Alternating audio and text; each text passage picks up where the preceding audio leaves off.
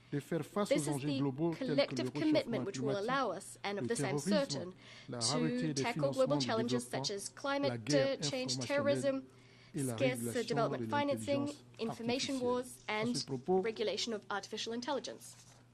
à propos de cette dernière question qui suscite Regarding the latter, espoir et crainte, a source la Côte of d'Ivoire many se hopes réjouit de and l'adoption fears, du pacte Côte de d'Ivoire l'avenir welcomes the adoption et of ses the Pact annexes of the Future et du and pacte the numérique annexes mondial thereto, destiné as à well as the encadrer Global Digital l'utilisation de l'intelligence Compact, artificielle. regulating the use of Elle appelle à artificial l'adoption intelligence, de normes AI. universelles We call for contraignantes the adoption of pour binding encadrer universal l'usage de standards l'intelligence so artificielle as et to du regulate numérique the use à of des fins de AI and développement digital technologies profitables à to tous. ensure that it is used to achieve L'efficacité des development for the Nations benefit Unies of dans la all. période critique dans The laquelle UN's nous sommes effectiveness entrés during this passe critical en priorité period par l'aboutissement de la réforme du calls Conseil for, as a matter of priority, the completion of Security Council reform. The paralysis of this major organ consigns the United Nations and regional organizations to powerlessness.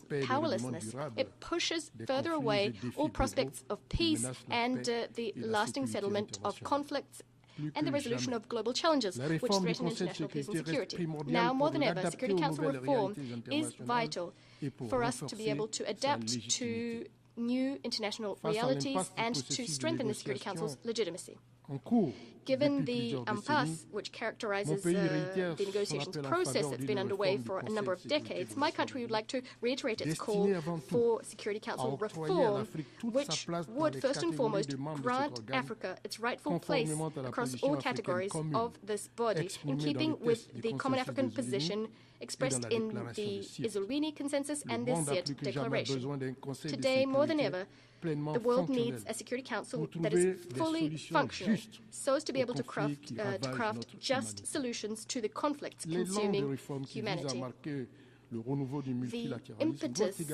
reform impetus, which aims to mark the renewal of multilateralism, must also extend to global economic and financial governance through the reform of the Bretton Woods institutions and, more broadly, international financial architecture. Côte d'Ivoire welcomes Africa's accession to the G20, a major step forward. We call for everyone to courageously rally, especially our bilateral and multilateral partners, to rally so as to make up for the precipitous drop in the resources being allocated to financing development, especially in the countries of the South.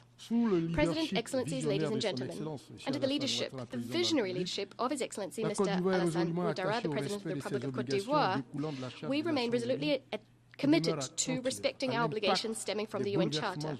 We are attentive to the impact of geopolitical upheaval that is fracturing our world.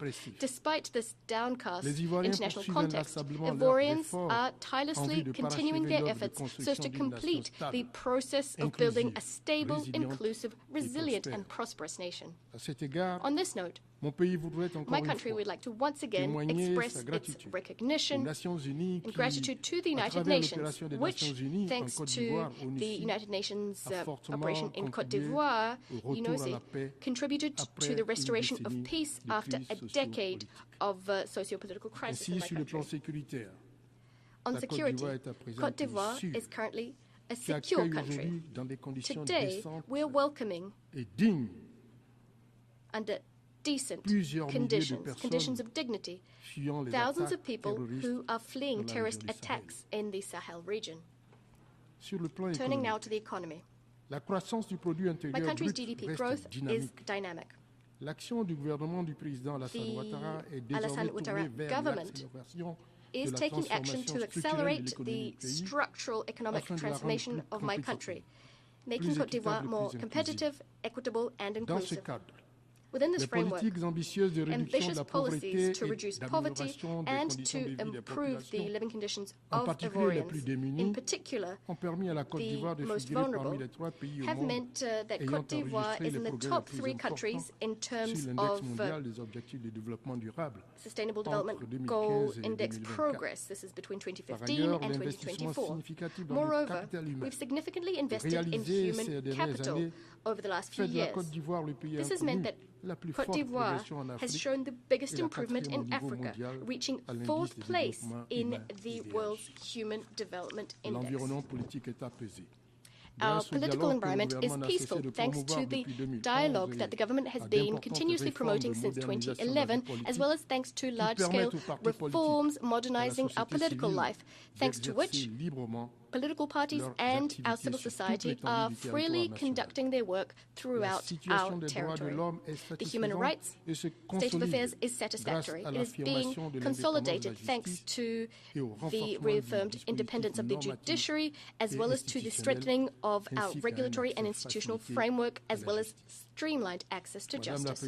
Madam President, following over a decade characterized by significant economic and social reforms, as well as large-scale infrastructure projects which transformed Côte d'Ivoire's image, laying the groundwork for irreversible development, our country now intends to work on locking in democratic values and consolidating institutions. On this note, we are emphasizing the definitive entrenchment of the rule of law in our country, especially as regards the practice of politics, so as to ensure that democracy and peace are irreversible, preserved for the benefit of our young people and future generations. It is in this spirit that this spirit is what characterizes the electoral process underway in the run-up to the presidential election scheduled for 25th October 2025. Everything is being done to ensure that this vote, which consecrates my country's democratic maturity, takes place as transparently and peacefully as possible. I thank you for listening to me so graciously. Muchas gracias al señor Ministro de Relaciones Exteriores de Côte d'Ivoire. Tiene la palabra I now give the floor to His Excellency Mr. Abdulatif bin Rashid Al Sayani, Minister for Foreign Affairs of Bahrain.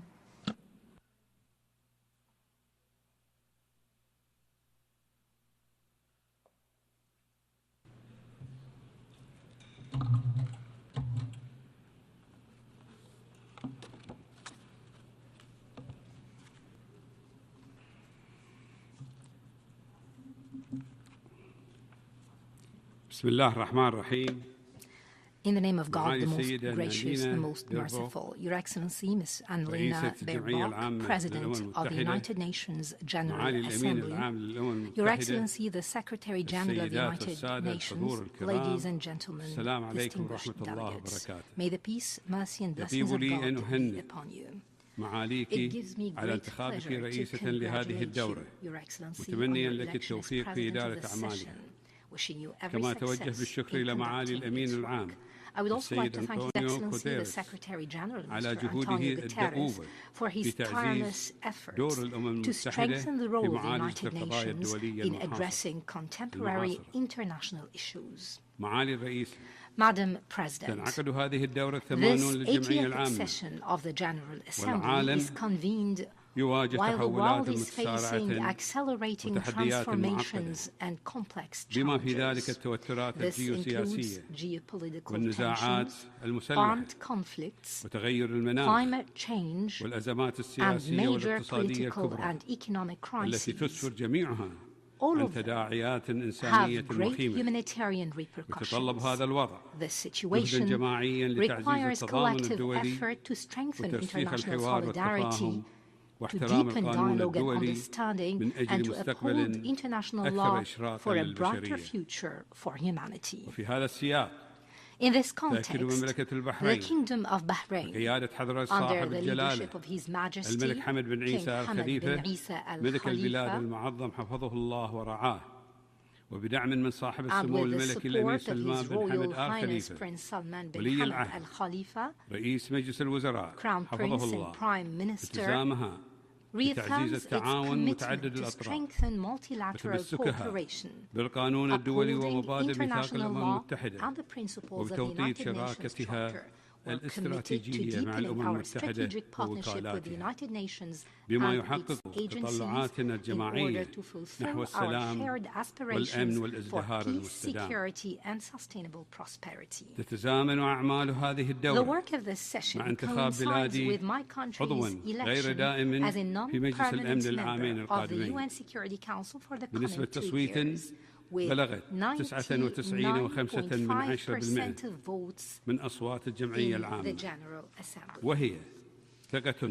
This is a precious expression of international confidence that we highly value. We thank all countries on their support and confidence. My country is also preparing and looking forward to hosting the forthcoming GCC Summit this December, thereby reinforcing its role as a key partner in advancing regional and international peace, security, and coexistence within stable, sustainable, and prosperous societies.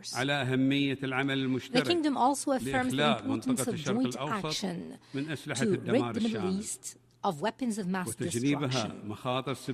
It should be spared the risks of any arms race or military escalation. We call for the resumption of U.S.-Iranian negotiations to resolve the Iranian nuclear file in a manner that promotes global peace and security. The second pillar is the promotion of a culture of peace, tolerance, coexistence and dialogue between religions and cultures. This would be pursuant to the principles of the Kingdom of Bahrain Declaration on Freedom of Religion and Belief. We call for an international convention to combat religious hate speech and racism, and banning the abuse of digital platforms to incite extremism, radicalism, or terrorism. Turning to the third pillar of the Kingdom of Bahrain's vision, it is related to strengthening international strategic partnerships for security, peace, and prosperity.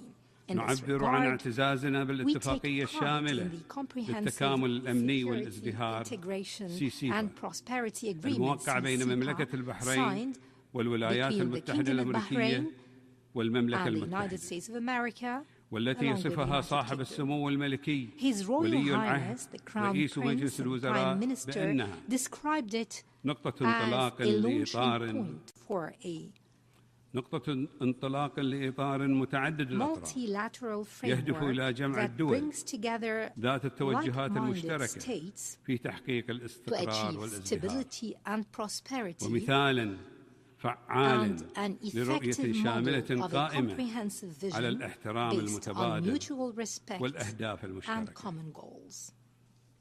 وتسعى بلادي إلى تعزيز شراكاتها مع الدول والمنظمات والتكتلات الإقليمية والدولية وذلك من أجل مكافحة الإرهاب وتعزيز الأمن السيبراني والأمن الغذائي والمائي والابتكار الرقمي والذكاء الاصطناعي لتوفير بيئة آمنة مستقرة مزدهرة ومستدامة. ويؤكد المحور الرابع على التزام بلادي بتعزيز التعاون الدولي من أجل التنمية المستدامة والتضامن الإنساني ومعالجة الفقر حول العالم. وتتولى المؤسسة الملكية للأعمال الإنسانية في مملكة البحرين تنفيذ العديد من المشاريع الصحية والتعليمية والإغاثية عالميا إلى جانب متابعة المملكة تنفيذ مبادرتها التي قررتها قمة البحرين بشأن توفير المساعدات الصحية والتعليمية للمتضررين من النزاعات والصراعات في المنطقة دعما لأهداف التنمية المستدامة وضمان عدم تخلف أحد عن الرأي. إن مملكة البحرين تعتز بالتعاون المثمر مع الأمم المتحدة تؤكد حرصها على نقل تجربتها كأحد النماذج الرائدة في الإصلاح والتطوير المستدام وتحديث التشريعات وموطن للتسامح والتعايش والحريات الدينية والعمل الإنساني. ونفخر في مملكة البحرين بأن الإصلاح والتنمية لم تبقى شعارات بل أصبحت واقعاً يعيشه المواطن البحريني. فشبابنا يقودون الابتكار الرقمي ونساؤنا يعتلين مواقع قيادية ومجتمعنا يقدم نموذجاً للتعايش والتعددية. لقد كان هدف حكومة بلادي دائماً أن توفر للمواطنين حياة كريمة في السكن والعمل والتعليم والصحة لأننا نؤمن أن كرامة الإنسان هي أساس ازدهار الوطن وهذه الروح ذاتها نريدها أن تكون منطلقاً لإقليم أكثر تعاوناً واستقراراً. لقد عززت بلادي سيادة القانون والمؤسسات الدستورية وحققت تقدماً مشهوداً في كافة مجالات حقوق الإنسان. ونفخر بمبادراتنا الرائدة مثل التدابير البديلة للعقوبات والسجون المفتوحة ومحكمة خاصة للأطفال وبرامج داعمة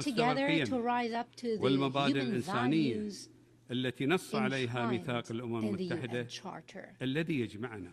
that brings us together. ولنجعل من هذه الدورة Let us make الثمانين this 80th session ولنجعل من هذه الدورة الثمانين للجمعية العامة نقطة تحول نحو نظام دولي a more أكثر just عدلا and وإنسانية humane international order وسلام with peace يرسخ الكرامة that upholds ويحقق dignity تطلعات شعوبنا and fulfills the aspirations of our وازدهارا peoples يضمن that مستقبلنا brings المشترك. prosperity that secures our إن shared الأجيال future. القادمة The coming generations تستحق أن deserve نمنحها a عالما world يتسع that لأحلامها embraces their dreams, لا يحدها الخوف unrestrained by fear ولا يطاردها and النزاع unburdened by ونسأل conflict. المولى عز وجل We أن pray to يوفقنا Almighty جميعا God to guide us لما all فيه الخير to والنماء outcomes would bring للبشرية goodness and جمعاء progress for all في عالم humanity in a world أكثر أمنا that is safer, وعدالة more just, more واستدامة sustainable, and وازدهارا more وشكرا لكم prosperous. والسلام Thank عليكم you. ورحمة Peace الله be وبركاته. upon you.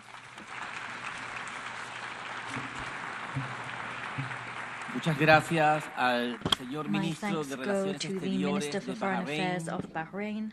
Tiene ahora la palabra I now give the el floor excelentísimo señor to Iván Gil His Pinto, Excellency Ivan Gil Pinto, ministro de Minister Relaciones Exteriores de la of República Foreign Bolivariana de Affairs Venezuela. of the Bolivarian Republic of Venezuela.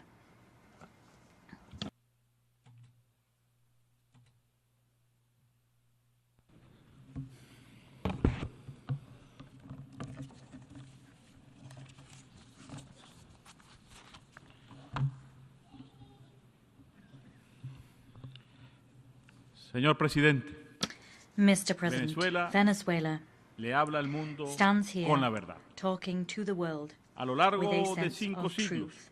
la historia Over de nuestra 5 patria centuries, ha the estado history marcada of por our una idea homeland has been esencial: marked by one key alcanzar una ideal, sociedad that is donde the reinen goal of la achieving a igualdad, society in which la justicia equality, y la justice, libertad. and freedom reign. Fue Simón Bolívar, Simón el más Bolívar grande hombre was the nacido en tierras greatest man americanas, to ever quien, have been born con su on palabra American y su soil. obra, He, in word and in universalizó deed, el espíritu y el universalized the sentir spirit latinoamericano and y caribeño. what it meant to El be ideal Latin American de que el and mundo debe Caribbean. vivir en His was equilibrio, the ideal that de the que world toda should live in lucha por una balance, mejor that any sociedad and debe all tener struggle como puerto, for a como better destino society final, must la have paz. as its homecoming port, its Señor final presidente, destination, los peace. primeros barcos Mr. que President, llegaron the a first nuestro mar Caribe vessels that arrived on vinieron our a Caribbean dominarnos. shores came to bring us under Sometieron control. a They nuestros antepasados subjugated por our ancestors 300 for años. 300 years. Más de 90 More millones de than habitantes 90 originarios million fueron indigenous exterminados. inhabitants were Allí comenzó exterminated. nuestra There larga lucha por la began our long resistencia struggle frente al to coloniaje resist y la humillación. colonialism and 3 humiliation. siglos después, 3 centuries el later, ejército the libertador, Liberation Army, formado por negros, comprising black indígenas, people, indigenous blancos, peoples, white mestizos, people, en el que se mestizos. mezclaron It was como an iguales army in which esclavos, slaves, campesinos y hombres peasants, and libres free men from de across todo the el continent continente stood side by salieron side as desde las equals. costas They del mar came up Caribe from the coast hasta of the las Caribbean alturas Sea de Ayacucho and y rose liberaron up para to siempre Ayacucho a and its Sudamérica. mountains to free South America Presidente, once and for all. hemos sido Mr. President, un país we have que been a aprendió country a luchar that has por learned su to destino. struggle for its own El siglo destiny XX and se control inició thereof. con un bloqueo In a nuestras the costas en el 20th mar century, Caribe we saw y the un golpe de beginning Estado of a blockade contra el general on our nacionalista coastlines in the Caribbean Cipriano Sea Castro, and a coup d'etat financiado against our por empresas nationalist petroleras general, y el Cipriano gobierno Castro, that de was Estados financed by Unidos. oil companies and the government of the Fue un United siglo States. de duras The 20th century disputas was one of bitter entre el disputes ideal de una between the nación que ideal held reclamaba by a el disfrute nation that soberano de su demanded riqueza the para su sovereign desarrollo right to enjoy its y own wealth for gobiernos its own títeres development, que and subordinaron puppet al país governments a that intereses subjugated the government, the extranjeros country e rather, imperialistas. to foreign and imperialist interests. Esos gobiernos These centralistas governments sumieron por sold our décadas nation a down the Venezuela river en and la as más such oprobiosa miseria y plunged represión. Venezuela for decades into the Fue al most final abject del siglo misery, pasado, poverty and en repression. It was at the 1999 end of last que el century, pueblo venezolano 1999, that logró the articular Venezuelan toda la people fuerza succeeded histórica que había in giving acumulado shape to en the décadas de historic lucha strength it por had un proyecto built up de over país decades of independiente, struggle. justo y They soberano. ushered in a project for an independent, just and sovereign inspirado nation. en That las project ideas drew originales de upon Bolívar the y original encabezado ideals of por un líder Bolívar and was extraordinario, led el by an comandante extraordinary Hugo Chávez leader, Commander logró Hugo levantar Chávez. un poderoso movimiento And popular the para project hacer una revolución pacífica y democrática. Compel a people's movement to rise up to wage a peaceful and democratic revolution. Mr. President, since the very beginning, President Chávez bravely led a nationalist, sovereign oil policy and undertook an epic journey to get OPEC back on its feet as a major multilateral instrument and a guarantee for global energy security. Today, 26 years later, global public opinion and the peoples of the world are acutely aware of everything done by the United States government to topple Commander Chávez and everything it did to lay waste to the historic project of liberation that's been supported and given new mandates time and time again by the Venezuelan people in 32 elections. With the passing of President Chávez, the people in myriad electoral and political events have reaffirmed their staunch support for the historic Venezuelan emancipation project, which is now in the hands of President Nicolás Maduro. It is also widely documented and known to all that war has been waged upon us in myriad forms. There is the criminal aggression that in the last decade has been waged against Venezuela to allow external powers to get their hands on Venezuela's natural resources and usher in a so-called regime change. There have been countless aggressions, Madam President, against Venezuela in recent years, actions seeking to destabilize the nation, plots, conspiracies. These included an assassination attempt using drones. There's been the economic war, whose most cruel form has been the 1,042 sanctions that are criminally imposed upon our oil industry and the productive sectors of our nation. We've also seen several incursions using mercenaries. In addition to all of the above, now we have an absolutely illegal and completely immoral military threat hanging over our heads. That threat is a violation of the United Nations Charter as well as of the rights of Venezuela as a sovereign state, and it is even a violation of the very laws of the United States itself. Venezuela thanks this General Assembly for the solidarity shown to it by the overwhelming majority. The governments of the world and peoples of the world have shown us that solidarity. I'm thinking particularly of CELAC, BRICS, and the non-aligned movements. All of these peoples and all of these groups have repudiated these immoral threats and have supported Venezuelan democracy and Venezuela's right to peace and development.